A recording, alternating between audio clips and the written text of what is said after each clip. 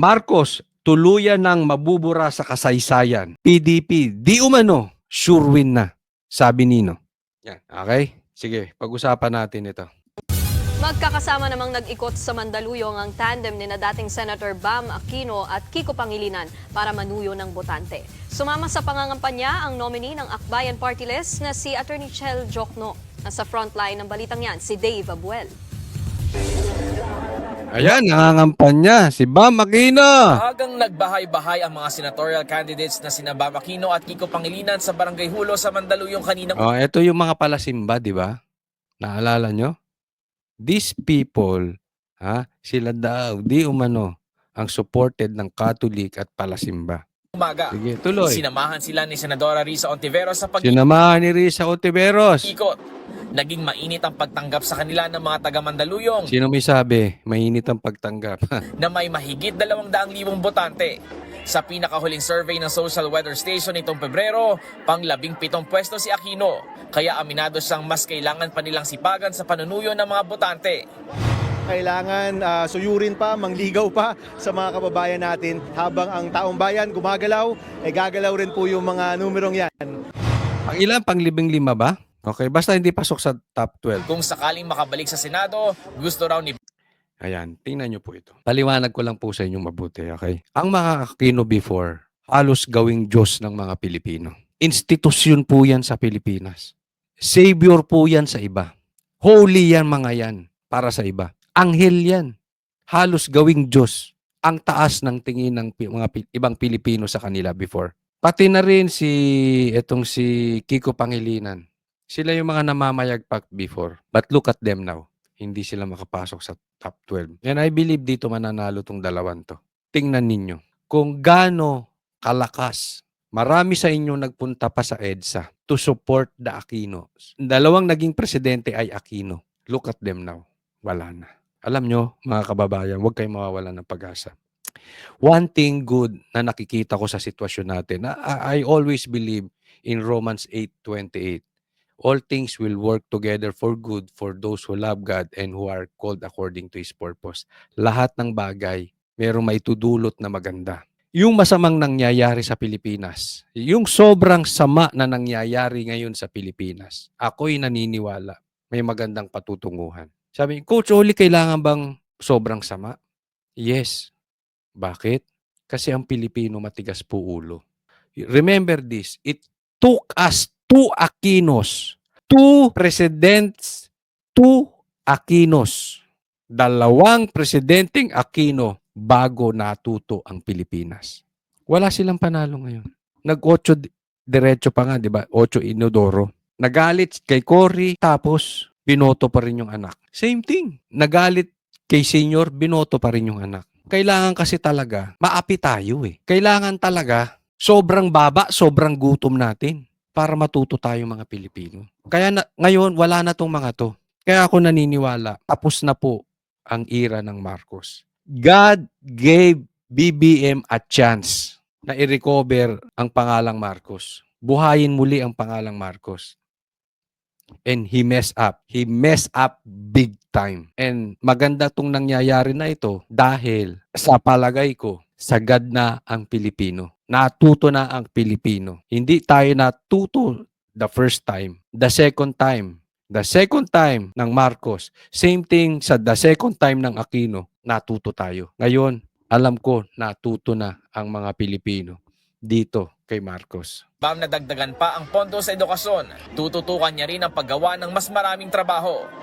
Ang katandem naman niya sa kampanya na si dating Senador Kiko Pangilinan, nasa ika-15 pwesto naman sa survey. Ba, ito yung mga namamayagpag noon. Medyo hawig ni Gadunto, no? Di ba? Saan sila ngayon? Mapapababa ang presyo ng pagkain, yung food security, tsaka pag-support. Sila mga food security, may nagawa ba sila that time? Yung panahon nila? Hindi naniniwala ng tao, kaya hindi sila tumataas sa survey. Wala nang tiwala ang tao bayan sa kanila. Sa agrikultura. Naniniwala ako, pag nalaman ng ating mga kababayan, sa tulong ng media, na yan ang ating isinusulong, dadagdag pa. Marami pang susuporta sa atin. Bukod sa Bam Kiko tandem, kasama rin nilang naglibot ang kaalyadong si Akbayan Party List First Nominee Atty. Chel Jokno. Kasama nila si Akbayan Party List, Jokno. Kayo na maghusga, okay? Ilagay nyo sa comment section, ano ba to si Jokno? Diba? Ano ba to? Akbayan, diba? Ano to? Ano yan sa bansang Pilipinas to si Jokno? Sige, pakilagay sa comment section. At anong common denominator ng the likes ng katulad ni Jokno sa mga dilawan? Alam kong alam nyo yan.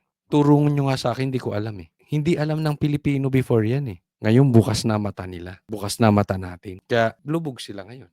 Kailangan po natin ng mga progresibong kandidato na Progresibong kandidato. lalaban para sa kapakanan ng ordinaryong Pilipino. Handang-handa po kami ipaglaban kayo. Ayon kay Aquino, magmula ng mag-campaign period, nakabisita na sila sa 12 probinsya. Plano pa nilang maglipot pa para manligaw Relax. Napahawak-hawak ka pa ng kamay. Ginagawa niyo yan dati?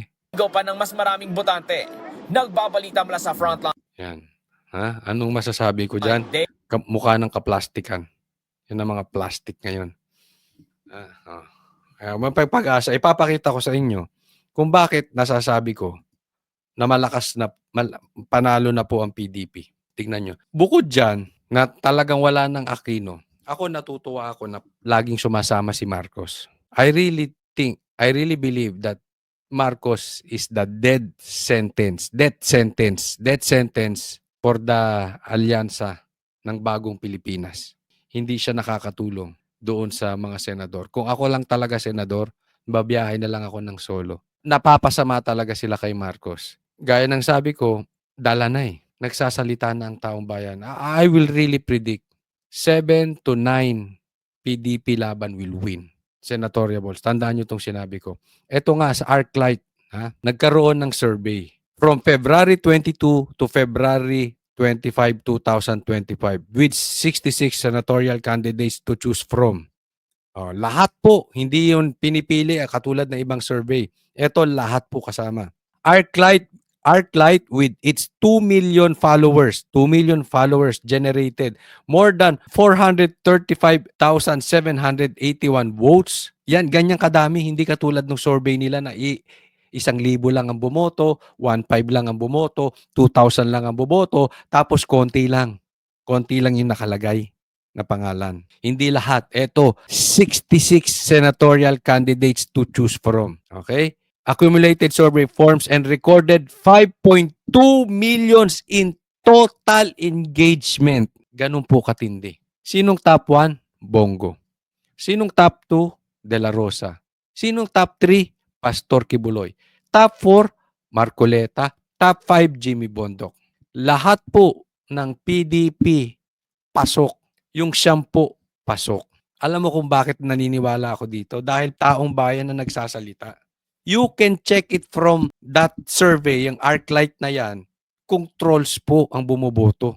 Hindi katulad ng survey na iba na hindi naman natin alam kung saan sila nag-survey, sinong naitanong. Di ba? Iilan lang ang natanong nila. May katapusan din. Huwag tayo mawawalan ng pag-asa. Yung nangyari po sa Laguna, nagsalita ang Laguna. Diyan sa Pansol, ang dami pong nag-attend. Tuwan-tuwa sa PDP. And mind you, walang ayudang binigay. I was there. Wala po. Walang ayuda, walang pakimkim, wala. Wala po. Andun ang mga mainstream. So kapit lang mga kababayan ko, matatapos din ang kasaysayan ng Marcos sa Pilipinas.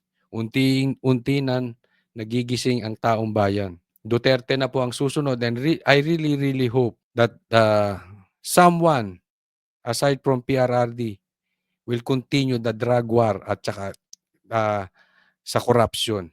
Pero alam ko, lalo na si BP Sara, itutuloy niya ang laban sa mga komunista tsaka sa mga adik. And andyan nga si Pastor Kibuloy, si Attorney Vic, and all, marami pang iba na talagang lalaban kontra korupsyon. Maraming salamat po sa lahat. Huwag niyo pong kakalimutan na subscribe po kayo sa channel ko, Coach Oli News PH. At subscribe na rin kayo dito sa second channel ko, Coach Oli News 2. Maraming salamat para sa Diyos at Pilipinas nating mahal. God bless everyone.